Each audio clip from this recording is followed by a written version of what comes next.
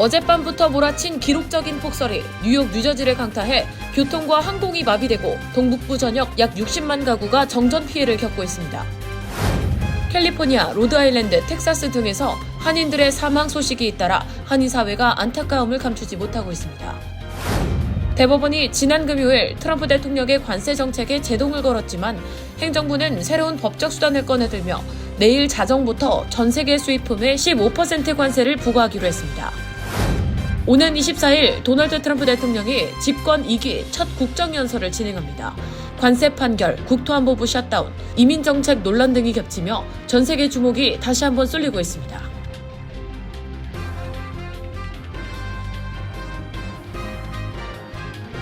헬문스버그의 최우선의 목표는 최고의 고객 서비스를 제공하는 것입니다. 전문 세일즈팀과 함께하는 고급 쇼룸에서 여러분이 좋아하는 머세디스 벤츠 모델을 만나보실 수 있습니다. 헬문스버그와 함께라면 완벽한 차량을 찾는 데 필요한 모든 것이 준비되어 있습니다.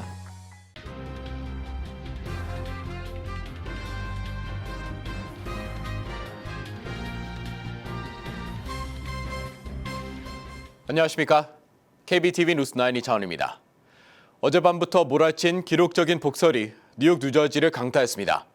뉴욕시는 8년 만에 발령된 블리즈드 경보 속에 교통과 항공이 마비됐고 동북부 전역에서 58만여 가구가 정전 피해를 겪고 있습니다. 신영주 기자가 전해드립니다. 어젯밤부터 본격화된 겨울 폭풍이 뉴욕과 뉴저지를 덮쳤습니다. 오늘 낮 기준 뉴욕시 대부분 지역에 16인치에서 19인치의 눈이 쌓였으며 스테튼 아일랜드 동부 일부 지역에서는 2피트를 넘어섰습니다. 센트럴파크에는 오전 7시 기준 15인치 이상이 기록됐습니다. 한인 밀집 지역도 예외가 아닙니다.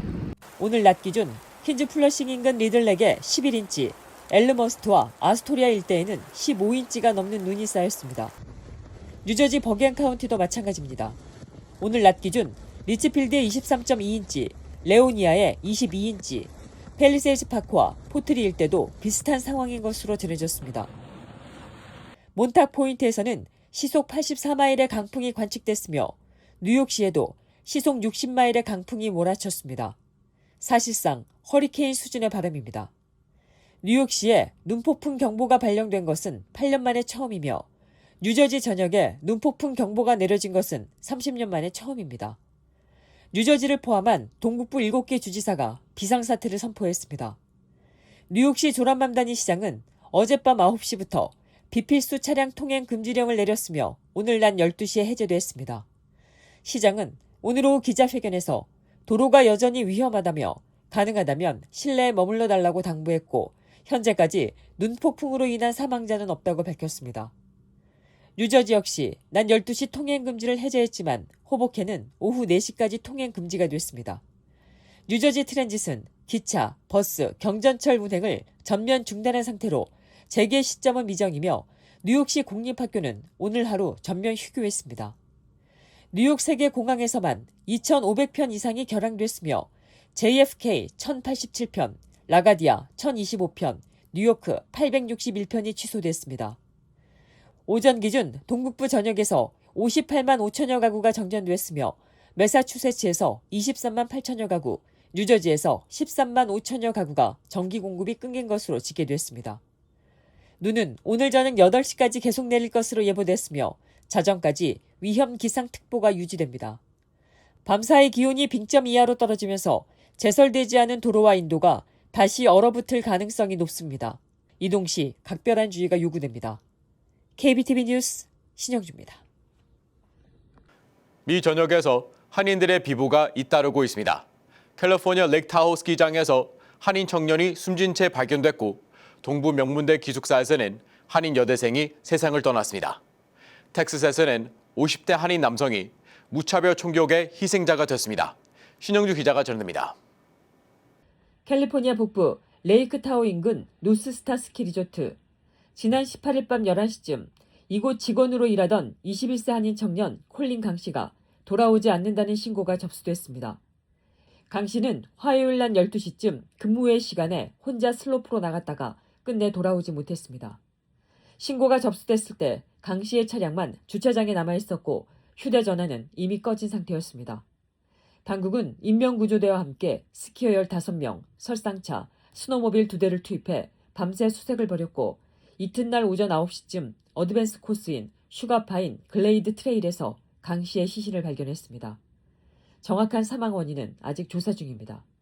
북가주 프리몬트 출신인 강 씨는 샌호세 주립대를 갓 졸업하고 스키 강사로 일하고 있었습니다. 하루 전인 17일에도 비보가 전해졌습니다. 아이비리그 명문 브라운대학교 2학년 한인 여대생 애니송 씨가 기숙사 방에서 숨진 채 발견됐습니다.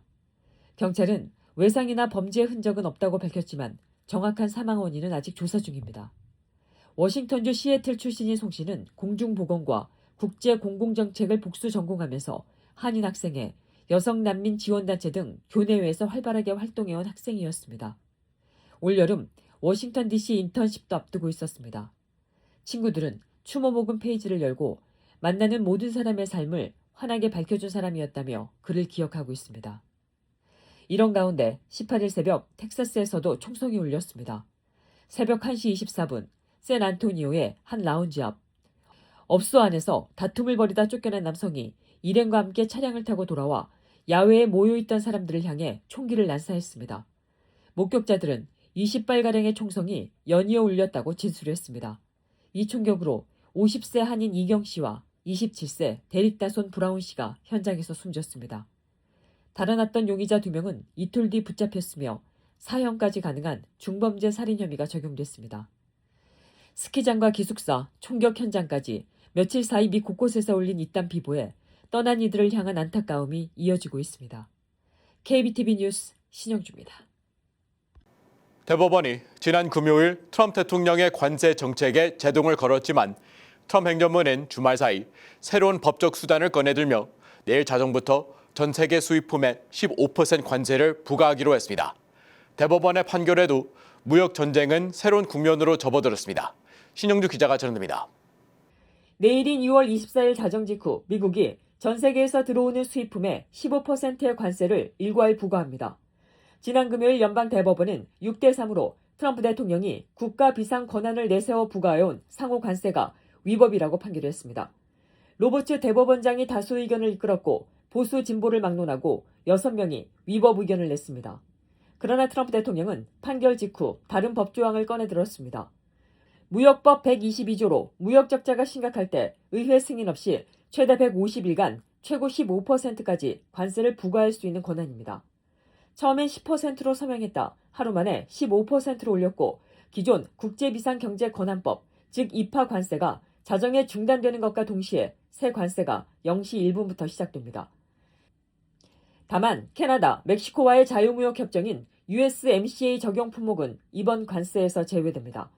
트럼프 대통령은 더 많은 관세를 걷어들이기 위해 모든 수단을 동원할 것이라고 선언했습니다. 문제는 이 150일짜리 관세가 끝난 이후입니다. 트럼프 행정부는 그 사이 더 강력하고 장기적인 관세 체계를 만들겠다는 전략입니다. 핵심은 무역법 301조와 무역확장법 232조입니다. 301조는 외국이 불공정 무역을 했다고 판단되면 관세 상한 없이 무기한 부과할 수 있는 강력한 수단으로 그리어 무역대표부 대표는 이미 중국과 브라질에 대해 조사를 시작했고 과잉 생산 능력을 가진 아시아 국가들도 조사 대상이 될 수 있다고 경고했습니다. 232조는 국가안보를 이유로 특정 품목에 관세를 매기는 조항으로 의약품과 반도체까지 확대가 검토되고 있습니다. 122조로 시간을 벌고 301조와 232조로 관세망을 촘촘히 재편하는 다층 전략입니다. 역풍도 만만치 않습니다. 위법 판결을 받은 이파 관세로 이미 걷어들인 금액만 1,750억 달러, 하나로 약 250조 원에 달합니다. 펜실베니아대 연구팀은 이 금액 전부를 기업들에게 돌려줘야 할 수도 있다고 추산했습니다. 대법원이 환급 여부를 하급법원에 넘긴 만큼 환급을 요구하는 소송이 줄을 이을 전망이고 122조 관세 역시 법적 요건을 충족하는지를 놓고 추가 소송 가능성이 제기되고 있습니다. 이런 가운데 테무, 쉐인 같은 플랫폼을 통해 $800 이하 소액 상품을 구매할 때 적용되던 관세 면제 혜택은 이번 판결과 무관하게 계속해서 폐지됩니다. 트럼프 대통령이 별도 행정명령으로 못 박았기 때문입니다. 경제 전반에도 파장이 커지고 있습니다. 연방준비제도는 관세 체제가 급격히 바뀌면서 물가가 어떻게 움직일지 예측하기 어려워졌다고 보고 있습니다. 금리를 내리려면 물가가 먼저 잡혀야 하는데 관세 불확실성이 커지면서 금리 인하 시기도 안개 속입니다. 6월이냐, 7월 이후냐를 놓고 시장 전망이 엇갈리고 있습니다. 대법원이 제동을 걸었지만 관세 전쟁은 내일 자정 새로운 형태로 다시 시작됩니다. 150일 안에 새 관세 체제를 완성할 수 있느냐, 쏟아질 소송을 버텨낼 수 있느냐가 트럼프 무역 전쟁에 향방을 가를 핵심 변수가 될 전망입니다. KBTV 뉴스 신영주입니다. 도널드 트럼프 대통령이 집권 2기 첫 국정연설을 앞두고 있습니다. 이런 가운데 관세 정책을 둘러싼 대법원 판결 여파와 국토안보부 예산안 교착, 이민 정책 논란 등이 겹치며 워싱턴 정가에 긴장감이 고조되고 있습니다. 일부 민주당 의원들은 연설 보이콧이나 대항 집회 참석을 예고해 의회 내 정치적 갈등이 한층 격화되는 모습입니다. 김은지 기자의 보도입니다.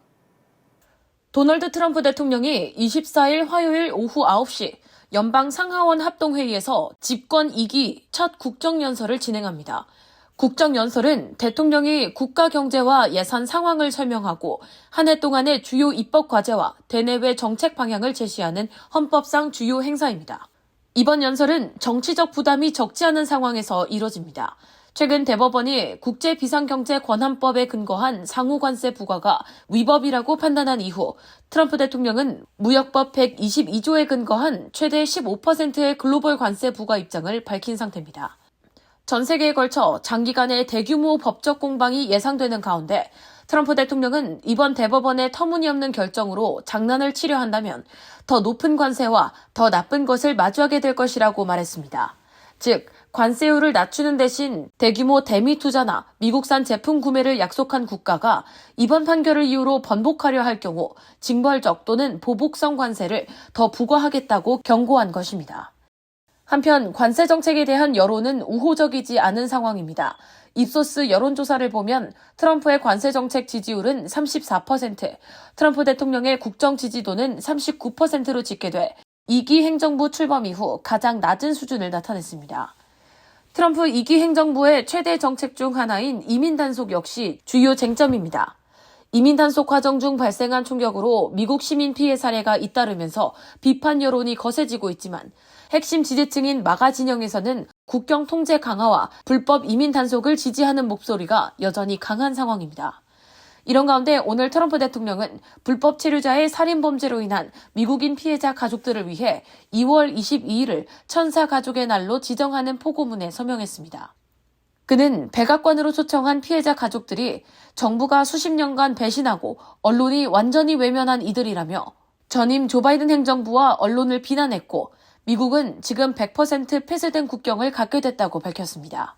이날 행사를 성대하게 치른 것은 불법 체류자에 의한 강력범죄의 심각성과 문제점을 다시 한번 부각함으로써 올해 11월 중간선거를 앞두고 자신의 대표 정책의 정당성을 강조하고 여론을 환기시키기 위한 목적으로 해석됩니다. 아울러 의회 내 갈등도 심화되고 있습니다. 현재 국토안보부 예산안을 둘러싸고 백악관과 민주당이 이민세관 단속구 개혁 문제로 맞서면서 부처 운영 차질이 이어지고 있습니다. 하킴 제프리스 민주당 하원 원내대표는 의원들에게 연설에 조용한 항의로 참석하거나 의사당 인근에서 열리는 대안 행사에 참여하는 방안을 제시했습니다. 일부 민주당 의원들은 연설 도중 퇴장하거나 아예 불참하겠다는 뜻을 밝힌 상태입니다. 외교 안보에 관련해서는 북한과 이란, 우크라이나, 대만 등 군사적 긴장이 이어지는 지역에 대한 언급이 예상되며 특히 이란과의 핵 협상과 관련해서는 군사 행동 가능성을 배제하지 않는 강경 메시지가 나올지 주목됩니다. 이 밖에도 제프리 앱스틴과 관련한 전직 대통령 부부의 의회 증언 일정 등도 전국의 변수로 떠오르고 있습니다. 11월 중간선거를 앞둔 상황에서 열리는 이번 국정연설은 향후 2년간의 입법 지형과 정치 구도에 적지 않은 영향을 미칠 것으로 전망됩니다. 트럼프 대통령이 관세와 이민 등 핵심 의제를 중심으로 지지층 결집을 시도할지 또는 중도층을 향한 확장 메시지를 내놓을지 관심이 집중되고 있습니다. KBTV 뉴스 김은지입니다. 뉴저지 팰리세스 파크에서 차량 절도와 신용카드 사기 혐의로 한 남성이 체포됐습니다. 펠리세이즈 파크 경찰서장 조지백은 지난 2월 21일 리치필드에 거주하는 35살 마이클 A. 코클리를 차량 절도 및 신용카드 부정 사용 혐의로 체포했다고 발표했습니다. 이번 사건은 지난해 11월 17일 약 새벽 5시경 커머셜 애비뉴와 헨리 스트리트 인근에 주차된 차량에서 현금 약 $200와 신용카드 한 장이 도난당하면서 시작됐습니다. 피해자는 카드 이상 사용 알림을 받고 경찰에 신고했으며 이후 코클리는 인근 여러 업소에서 훔친 카드를 사용하려 한 것으로 드러났습니다. 수사를 맡은 매튜 칼리 형사는 가정용 보안카메라 영상과 현장 탐문 수사를 통해 용의자의 동선을 추적, 결국 체포영장을 발부받아 검거에 성공했습니다. 트럼프 대통령의 플로리다 저택 마러라고에 무장 침입한 20대 남성이 비밀 경호국 요원의 총에 사살되었습니다. 지난 22일 새벽 1시 30분경 노스캐롤라이나주 출신 21세 오스틴 터커 마틴이 산탄총과 연료통을 소지한 채 마러라고 북문 진입통제 구역으로 차량 침입했습니다. 마틴은 무기를 내려놓으라는 명령을 받고도 산탄총을 발사 위치로 들어올렸고 비밀 경호국 요원들이 즉각 사살했습니다. 사건 당시 트럼프 대통령은 멜라니아 여사와 함께 백악관에 머물고 있었습니다. 한편 사살된 마틴의 친척은 AP통신과 인터뷰에서 마틴의 가족이 열성 트럼프 지지자라고 밝히면서 마틴이 총을 무서워했다고 전했습니다. FBI는 현재 침입 동기를 조사 중에 있습니다. 취업 이민 영주권 문호가 모처럼 크게 진전했습니다. 연방 국무부가 지난 20일 발표한 3월 영주권 문호에 따르면 석사 이상 고학력자를 대상으로 하는 취업 2순위 우선 일자가 전달보다 6개월 2주 앞당겨진 2024년 10월 15일로 고지됐습니다. 한인 대기자들이 많이 몰려있는 취업 3순위 숙련직 부문도 2023년 10월 1일로 4개월 진전됐고 비숙련 부문 역시 2021년 11월 1일로 2개월 앞당겨졌습니다. 그동안 불능 상태였던 취업 4순위 비성직자 부문도 우선 일자가 2021년 7월 15일로 새롭게 설정되며 다시 문이 열렸습니다. 반면 가족이민 문호는 4개월 연속 전면 동결 상태가 이어지고 있어 대조를 보였습니다. 미 동북부 한인회 연합회 제11대 회장 취임식이 지난 21일 뉴저지 포트리 더블트리 호텔에서 열렸습니다. 이세목 신임 회장은 취임사에서 대한민국을 위해 어떻게 봉사할 수 있는지를 항상 생각하며 차세대들이 미주 사회에 뿌리내릴 수 있도록 든든히 받쳐주겠다고 말했습니다. 이동규 뉴욕 총영사관 정무수석 영사는 축사에서 불법 이민 단속이 계속되는 상황 속에서 어려움을 겪는 동포들을 위해 리더십을 발휘해 줄 것을 당부했습니다. 이주양 전 회장은 격려사에서 이세목 회장이 추진하는 일에 적극 돕는 한편 지역 한인회의 애환과 소통에도 함께 힘쓰겠다고 말했습니다. 이날 행사에는 퀸즈와 커네디컷, 포트리, 펜실베니아 등 각 지역 한인 회장들의 축사도 이어졌으며 강원특별자치도 신경호 교육감도 참석해 차세대 한인 인재 양성에 강원교육이 함께 응원하겠다고 밝혔습니다. 이날 행사에서는 이주향 전 회장과 이동규 영사에 대한 감사패 수여와 함께 신임 임원 임명장 수여식도 진행됐습니다. 잠시 후 커뮤니티 브리핑을 전해드립니다. 헬문스버그의 최우선의 목표는 최고의 고객 서비스를 제공하는 것입니다. 전문 세일즈팀과 함께하는 고급 쇼룸에서 여러분이 좋아하는 머세디스-벤츠 모델을 만나보실 수 있습니다. 헬문스버그와 함께라면 완벽한 차량을 찾는 데 필요한 모든 것이 준비되어 있습니다.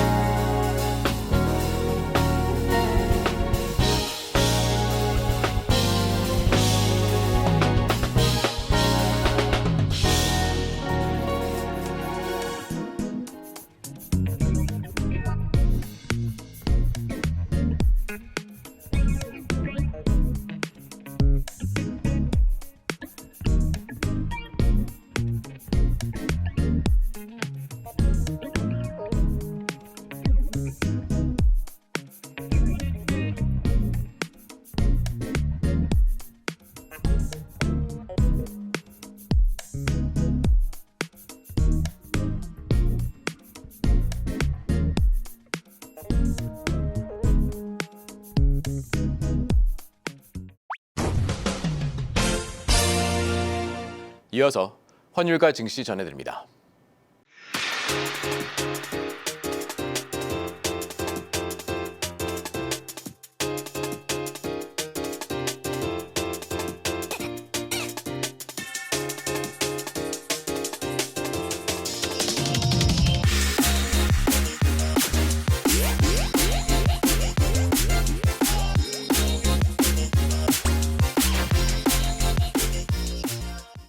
잠시 후 뉴욕과 뉴저지 날씨 전해드립니다.